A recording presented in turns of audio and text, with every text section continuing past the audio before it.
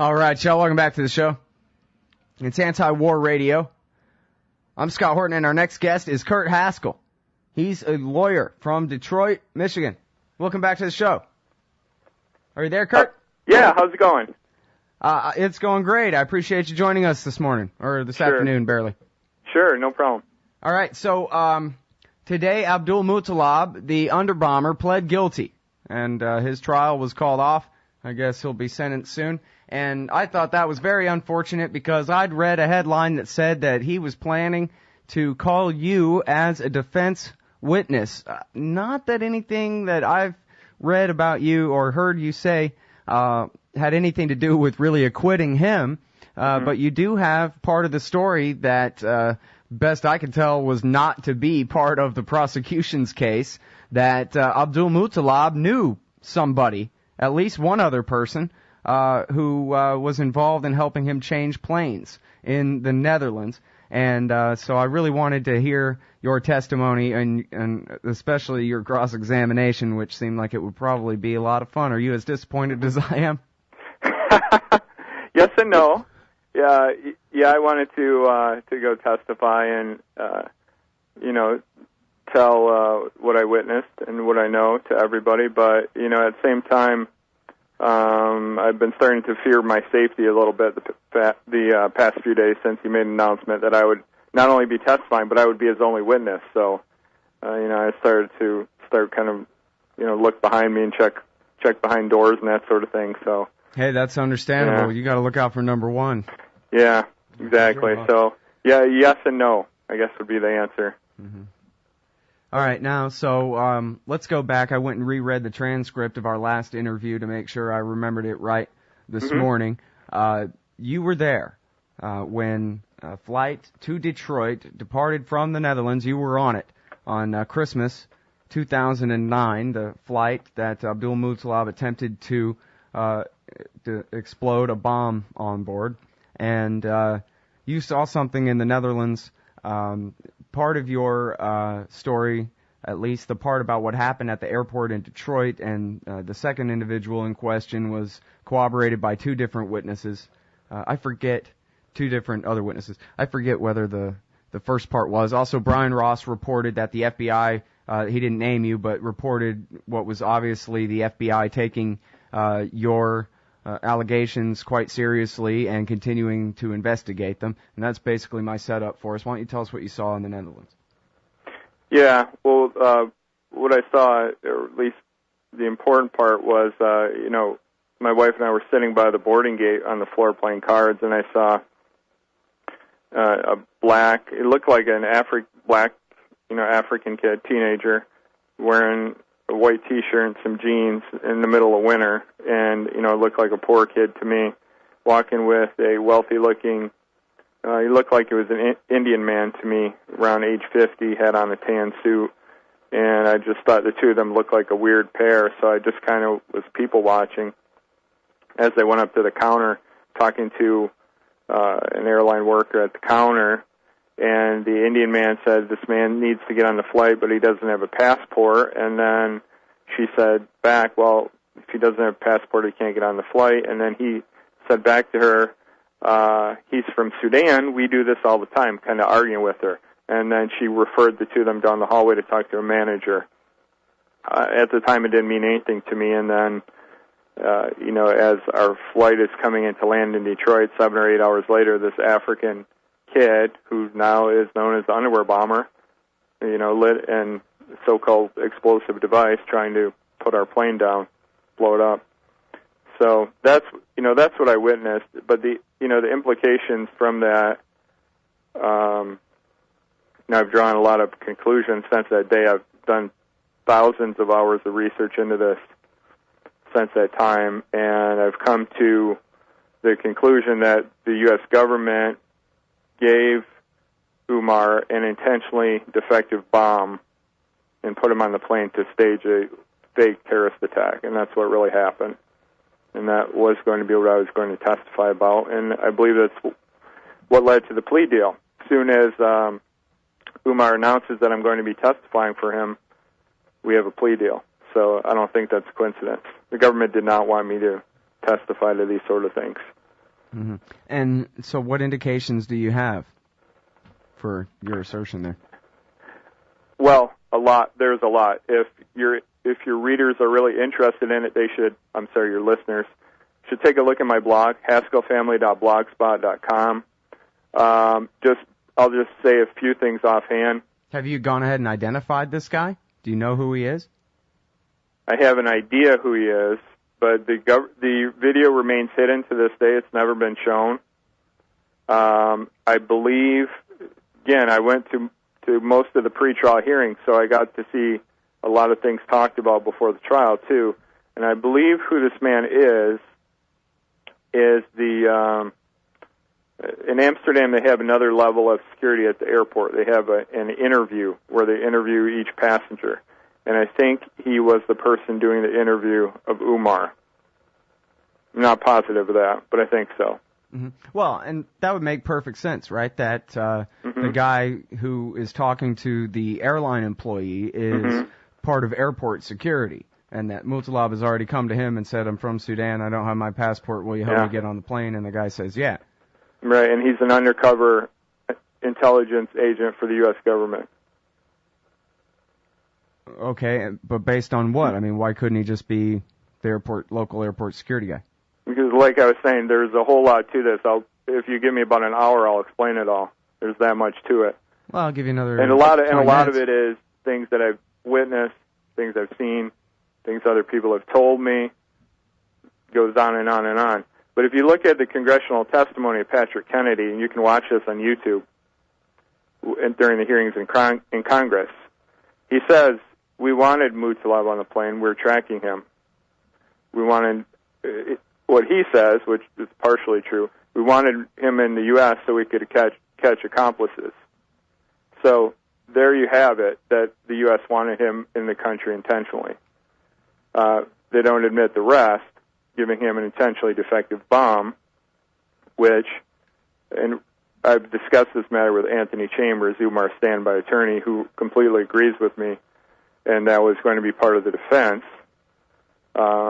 And I've witnessed pretrial motions on this too, indicating that the government's own experts have indicated or would be testifying that there was enough explosives to even cause an explosion, and the bomb, so-called bomb, lacked the blasting cap. Also, yesterday, right before the trial started, Anthony Chambers filed a motion requesting that the explosive device not be called a bomb during the trial or not be called an explosive because it could not have caused an explosion. So, I can go on and on and on. The CIA and or FBI have admitted 5 recent plots where they've given out fake bombs to terrorists. So, again, I can go on and on and on about this. But that's what really happened.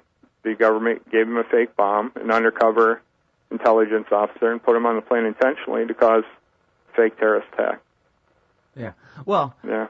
I mean, I'm trying to provoke you and play devil's advocate here, Kurt, because I think, that's probably right. Why not? Of course, as you said, they do this all the time. A guy was going to fly remote-controlled drones into the Pentagon a couple of weeks ago. But, I'm trying to give you a chance to go on and state your case as best you can. Let me pull up my blog, because I can't remember everything offhand. All right, well, that's fine, because we're about to have to go out and take this break, and we'll have another 10 minutes when we get back. It's Kurt Haskell. He witnessed a well-dressed man help Abdulmutallab get on the plane in the Netherlands, and then there was a whole other controversy about the man in orange back at the Detroit airport who was carted away by the FBI and their bomb-sniffing dogs. Maybe we can talk a little bit about that on the other side of this break and figure out what else he knows in the case of Abdulmutallab, the underbomber, who pled guilty today, canceled his trial.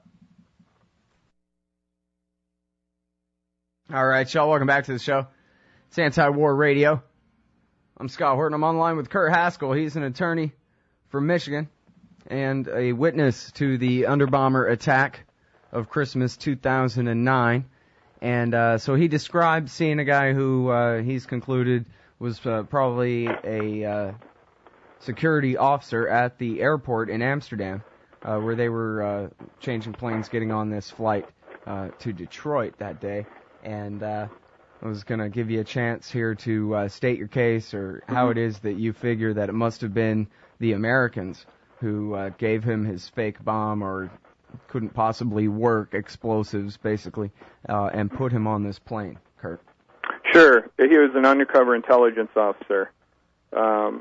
So if you're looking for a smoking gun, the government's hidden that. The smoking gun is the airport security video that they won't release. So what I use to conclude my theory is 1,000 little pieces of evidence that you have to take. It's like a puzzle. You take each one, and a few of them together, they mean nothing, but if you look at all of them together, you can see a clear picture develop. So I've stated a few of them already. So you don't think that he had his bomb when he left Yemen? It's possible, but I doubt it. The more likely scenarios that he got it at the airport or just outside the airport. It doesn't make a lot of sense to have this bomb sewn in your underwear in Yemen, and then you go to 3 different countries after that through all this security. It doesn't make a lot of sense. But I don't know. With the story with the man in orange, maybe he had the blasting cap and he was supposed to pass it off to the kid and didn't, or something. Could be. I don't know. I've tried to focus more on the sharp-dressed man, because to me that's the smoking gun and the evidence the government really can't deny, and not so much the man in orange. To me, he's a side character at this point. The sharp-dressed man is really inexplainable at all. It shows total government involvement, in my opinion. You don't just put a guy on a flight without a passport. The Dutch military police have already indicated that Umar never went through passport check in Amsterdam, and obviously I know why. He was escorted around it, and it's no coincidence that he just happens to have a bomb or a fake bomb in his underwear. It doesn't happen. It's not a coincidence. It was intentional. So, but let me state, some other evidence, because you still don't seem to be convinced that I'm right. The House of Representatives in June or July 2009 passed a bill to restrict use of body scanning machines. It was currently pending in the Senate in December 2009 when this attack happened. Despite the fact that the House of Representatives had already passed the bill, the TSA continued to order more body scanners and ordered 150 more in November 2009. The Patriot Act was up for vote the second week of December 2009.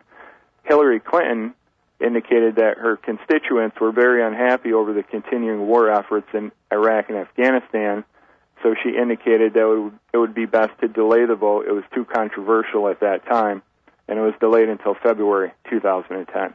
Obviously, the underwear bomber event on Christmas Day 2009 affected both of those bills.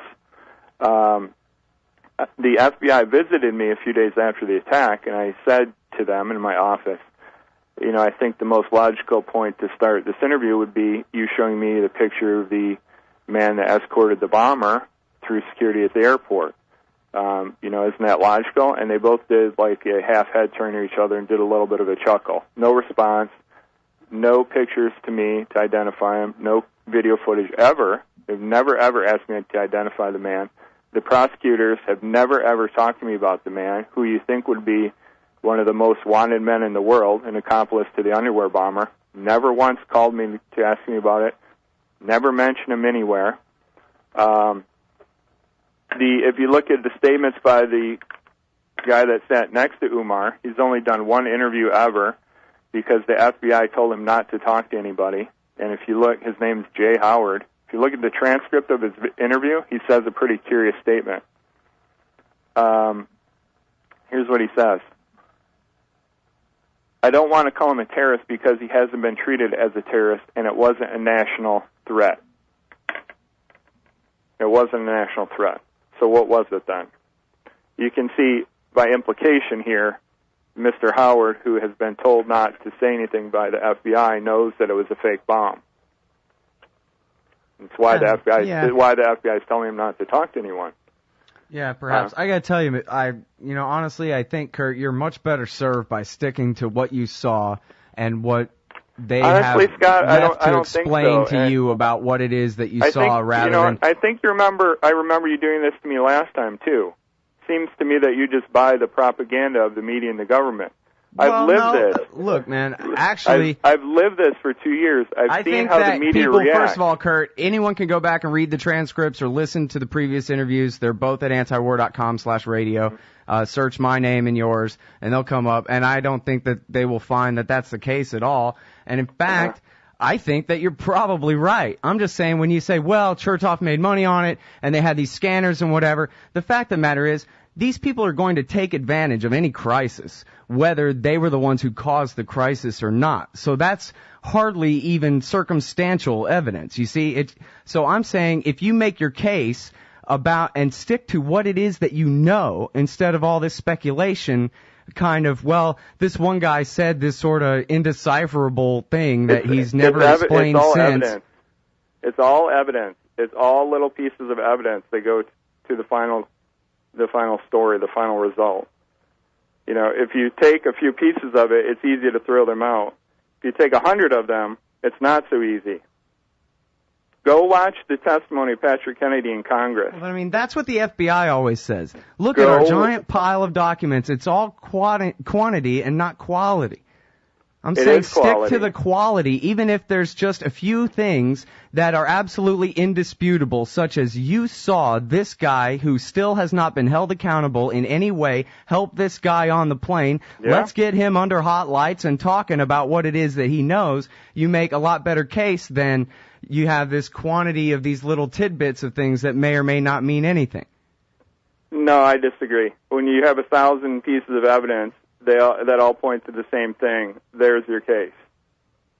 Just like the prosecution was going to do in this case. They had a month they were going to use to put on their case. Every little piece of evidence. That's how you put on your case. Mm-hmm. Well, you know, whether if you want to believe it or not, personally, I don't care. I'm convinced 100% that I'm right. And it's not just that. It's me talking to people, me talking to a standby attorney. Some of the things I can't mention what we talked about, but I'll tell you this. I said, Mr. Chambers, here's my theory on the case. Da-da-da-da-da. Umar was given a fake bomb, put on the plane to stage a false terrorist attack. Obviously, I think I have a valid civil case. Obviously, there's some things about the evidence you can't talk to me about. If you were in my position, would you sue the federal government over this? And he looked at me and he said, sue the government. You have the evidence to back you up. Things like that, Scott. Yeah. That I know well, that, and I told you, that look, I know that I'm right. I already think that you're probably right about this. I just think that, you know, maybe I was being a jerk or something. I was sort of just trying to criticize the way that you go about making the case when you say, well, the guy said he wasn't a national threat. Well, nobody even knows what the hell does that mean anyway. It doesn't mean anything. I don't think that helps you make your case. Just another little piece. Oh, I do. Every little piece does. Every little piece of the puzzle.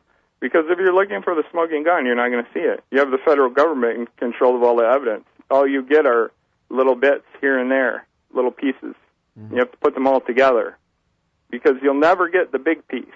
That will always be hidden, the airport security video. I'll probably never get that. Never. It will never be shown.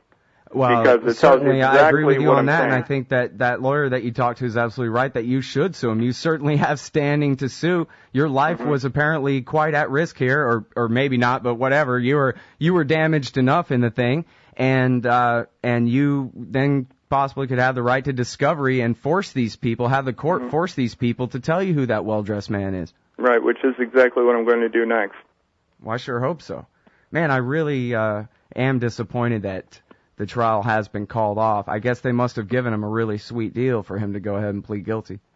Yeah, and I don't believe it's a coincidence that just a few days after he announced that I would be testifying for him that there was a plea deal. They've been working on a plea deal for 22 months with no success at all. And I don't think it's a coincidence that sentencing has been put off till January either. I think that's so that everyone forgets about this case, and then he'll be given his lenient sentence and no one will report on it. If you want, I can hold you over the break and give you one more 10-minute segment. I don't want to cut you short here, Kurt. It's up to you. Okay, great. Well, hold on. We won't be back till 6 after, so go ahead and take a break. All right, y'all, welcome back to the show. It's Anti-War Radio. Right now we're talking with Kurt Haskell. His website, Adventures with Kurt and Lori, can be found at haskellfamily.blogspot.com.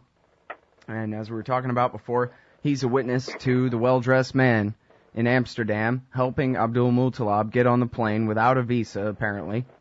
And then later, this guy tried to ignite or otherwise somehow detonate some explosives above Detroit, Christmas Day 2009. And Kurt, I'm just going to turn this 10 minutes over to you and try to let you make your case best you can. I'll ask follow-up questions if I think I can help be productive. But otherwise, go ahead and tell us why you're so convinced that that this was the U.S. government behind this. Stated a few things already. I was at a hearing earlier this year, too, where prosecutors argued they should not have to turn over any evidence to standby attorney Chambers. Now, Umar's the bomber, has been representing himself with the help of standby attorney Chambers. Standby meaning like an assistant. Umar could tell him to do whatever parts of the case he wanted to. Now, usually the attorney gets all the evidence, and it's protected under the attorney-client privilege, meaning, it can't be shared with anyone without the defendant's agreement. So in this case, since Chambers was not the attorney, the fact of him getting the evidence could be found out by other people, by subpoena, for instance, me. And there was an argument whether the evidence should be turned over to Umar or to Chambers. And what the prosecution said during this hearing, which I was sitting in on watching, they said, we don't want to turn it over to Chambers because third parties may get a hold of it and use it in a civil case against us, the government, against the government. So now look back to what their theory on the case is. We have some crazy Al-Qaeda person, Umar, lighting a bomb, trying to blow up a plane. Okay, so why would someone like me be able to sue the government over that?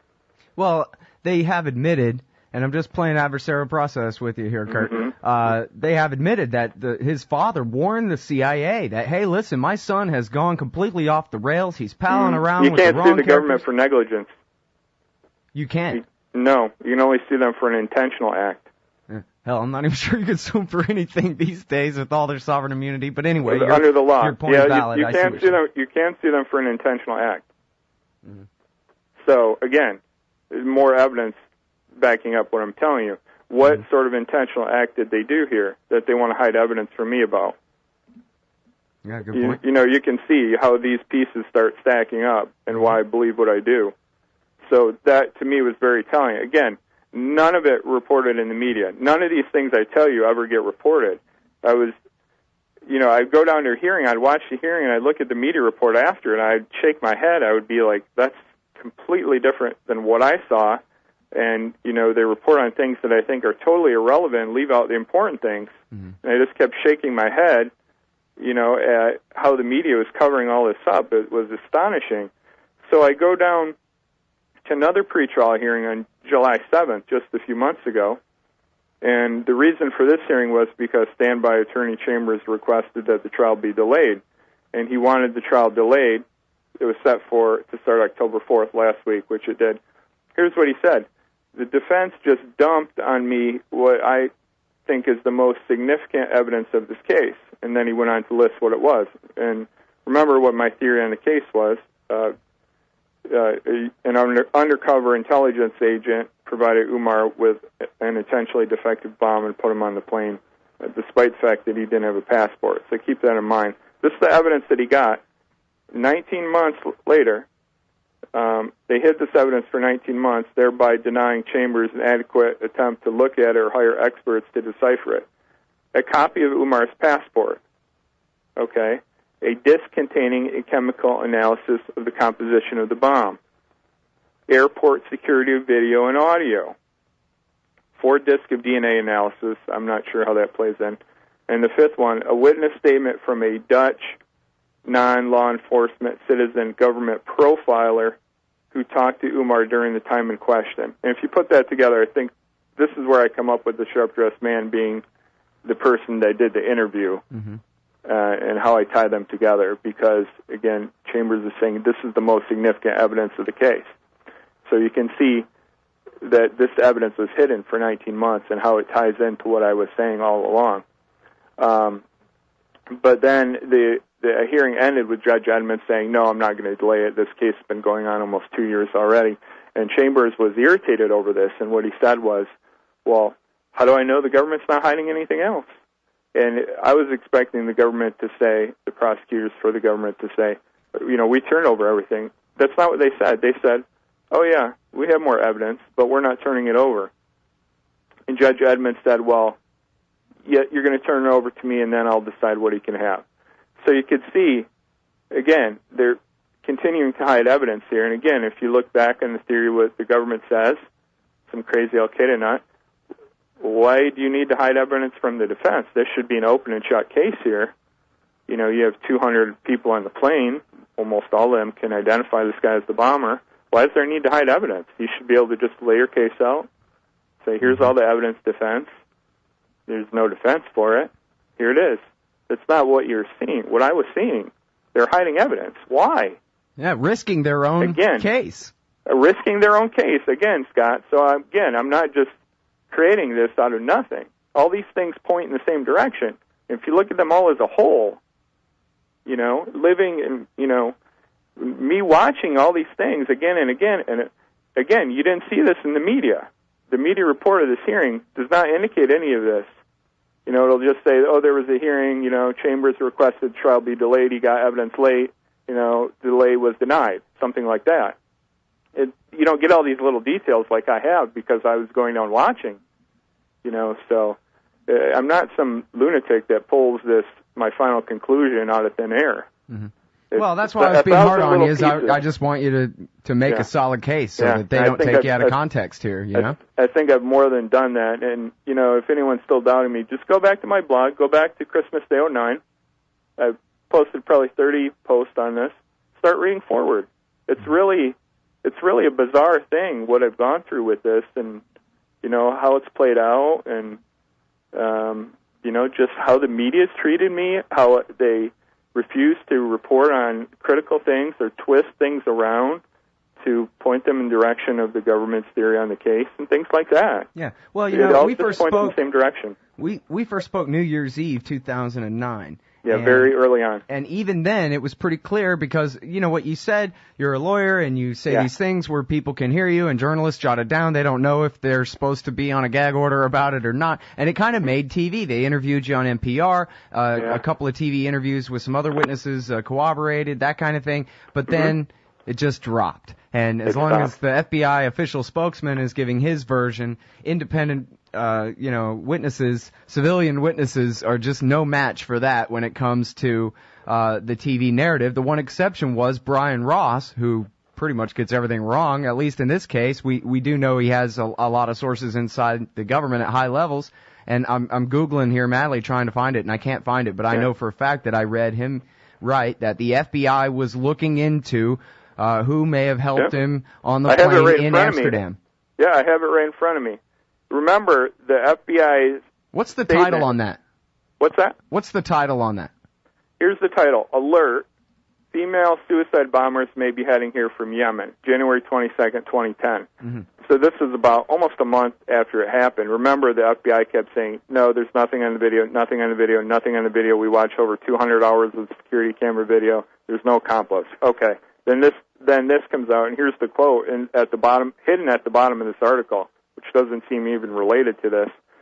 Federal agents also tell ABCnews.com they're attempting to identify a man who passengers said helped Abdulmutallab change planes for Detroit when he landed in Amsterdam from Lagos, Nigeria. Right.